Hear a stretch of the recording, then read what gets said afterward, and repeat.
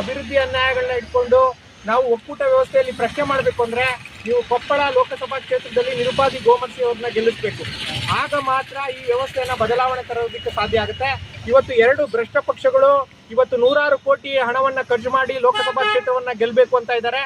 ಇವತ್ತು ಸಾಮಾನ್ಯ ಜನರು ಪ್ರಶ್ನೆ ಮಾಡ್ತಾ ಇದೀವಿ ನಾವು, ನೀವು ಇಷ್ಟೊಂದು ಕೋಟಿ ಹಣವನ್ನ ಖರ್ಚು ಮಾಡಿ ಯಾರಿಗೋಸ್ಕರ ಖರ್ಚು ಮಾಡ್ತಾ ಇದ್ದೀರಾ?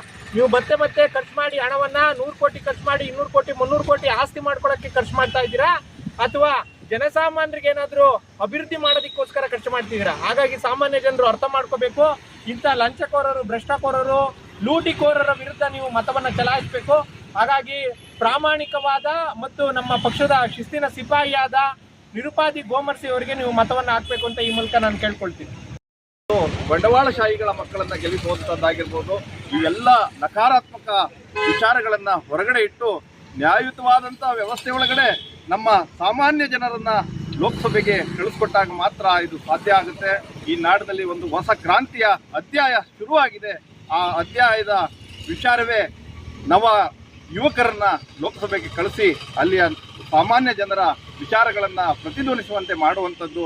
ಇದು ಕರ್ನಾಟಕ ರಾಷ್ಟ್ರ ಸಮಿತಿ ಪಕ್ಷ ಮಾಡ್ತಾ ಇರುವಂತಹ ಕೆಲಸ. 5 ವರ್ಷಗಳಲ್ಲಿ ನಮ್ಮ ಪಕ್ಷ ಮಾಡ್ತಾ ಇರುವಂಥದ್ದು ಇಡೀ ಪ್ರಪಂಚದಲ್ಲೇ ಒಂದು ಮಾದರಿಯ ಕಟ್ಟುವಂತಹ ವಿಚಾರ ಆಗಿದೆ. ಬಸವಣ್ಣನವರ ಏನು ತತ್ವಗಳಿದ್ವೋ ಆ ತತ್ವಗಳನ್ನ ಪಾಲನೆ ಮಾಡ್ತಾ ಕುವೆಂಪು ಅವರು ಏನು ಈ ನಾಡಿಗೆ ವಿಶ್ವ ಭ್ರಾತೃತ್ವ, ಮಾನವತ್ವ ಅನ್ನುವಂಥ ವಿಚಾರಗಳನ್ನ ಕೊಟ್ಟಿದ್ದಾರೆ. ಆ ವಿಚಾರಗಳನ್ನ ತಗೊಂಡು ನಾವು ಹೋಗ್ತಾ ಇದ್ದೀವಿ. ದಯವಿಟ್ಟು ಕರ್ನಾಟಕ ರಾಷ್ಟ್ರ ಸಮಿತಿ ಪಕ್ಷವನ್ನು ಬೆಂಬಲಿಸಿ ನಮ್ಮ ನಿರುಪಾದಿ ಅವರ ಗುರುತಾದಂತಹ ಟಾರ್ಚ್ ಗುರುತಿಗೆ ಹೊಸ ಬೆಳಕನ್ನ ಸೂಸೋದಿಕ್ಕೆ ನಾನು ನಿರುಪಾದಿ ಕೆ ಗೋಮರ್ಸಿ ಅಂತ ಕರ್ನಾಟಕ ರಾಷ್ಟ್ರ ಸಮಿತಿ ಪಕ್ಷದ ಕೊಪ್ಪಳ ಲೋಕಸಭಾ ಕ್ಷೇತ್ರದ ಅಭ್ಯರ್ಥಿಯಾಗಿದ್ದೀನಿ.